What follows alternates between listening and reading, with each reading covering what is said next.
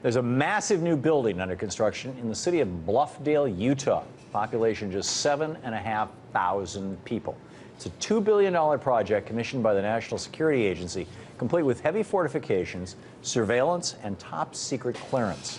The building, officially being recognized under the innocuous name the Utah Data Center, is expected to be completed by late summer 2013.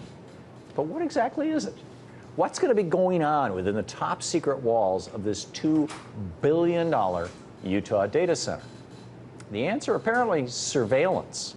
But not just surveillance. We're talking the biggest spy center this nation has ever seen. And if you use the internet, talk on the phone, check out books from your library, then you might want to be very concerned about this so-called data center or spy center under construction in Utah. Here to explain why is James BAMFORD, investigative journalist and author of numerous books, including The Shadow Factory. James, welcome. Thanks very much, Tom. I have to say, your book, The Puzzle Palace, was, for me, one of, in fact, I had you on my radio show after it came out. It's just in any case, you do some marvelous, marvelous work. Thank you. And so what is going on in Utah? Well, as you mentioned, it's actually the largest spy center in American history. It's 1 million square feet, costs $2 billion. It'll be able to hold maybe up to a yottabyte worth of data, which if you measure that out in pages, it would be basically 200 quintillion pages of text. So 200 NSA, quintillion? 200, or actually 500 quintillion pages of text, but this is more than enough to reach from here to the moon. Many, many, many times over. Yeah, it's an enormous data center, and that's what NSA needs to have to put all the information it collects. It eavesdrops on enormous amounts of communications all over the world, including in the United States, and it needs some place to put it, and that's what will be NSA's cloud. In other words, all the data will go in there, and then NSA, from its headquarters and listening posts around the world and in the United States, will be able to access it. You know, in terms of international spying and analysis, I don't think most Americans are going to get real upset about that. In fact, they might be gratified that there's somebody in the United States government is paying attention to what's going on in the rest of the world. But domestic spying, didn't there used to be this firewall that, you know, the FBI could do domestic work, the CIA and the NSA had to do international work? How did the NSA get into the domestic surveillance business?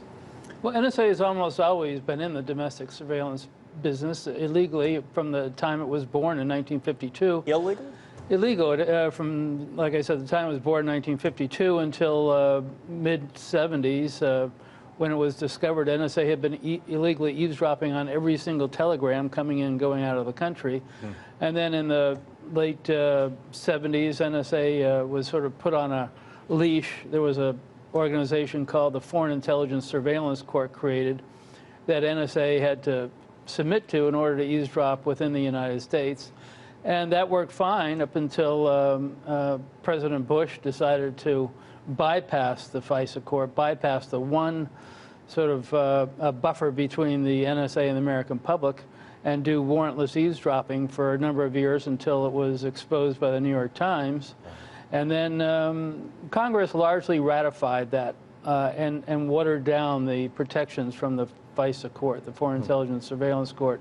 And that's where we are today. The NSA is getting bigger, the protections are getting weaker. And what does this mean, this center and this trend that you just described, for individual privacy in the United States, for people who are not, I don't even want to say politically active, people who are not involving themselves in anything that might remotely be considered terrorism? Well, you don't have to. I mean, look at the watch list. They had up to somewhere around 1 million names on it. Most of them, probably 85, 90%, were wrong names or mistakes. Ted Kennedy was on there for almost 4 months before he could get off it. I always figured that was just some malicious clerk put him on. No, there's all kinds of innocent people that are on that list, and you never know. You know, you might not be at the level where you're bumped off a plane, but you're still on the list, so you never know. You don't get the Small Business Administration loan. It might be because you're on that list. Your child doesn't get into Annapolis or West Point because you don't know why, but it may be because they checked the list and mistakenly you're on that list. So average people do have something to worry about. They don't have to be, you know, Osama bin Laden or terrorists, but they do have some concerns. A new type of blacklist or red list, as it were. Remarkable. James Bamford, thanks so much for being with us tonight. My pleasure, Tom. And for the great work and great writing and research you're doing. Appreciate it. Thanks.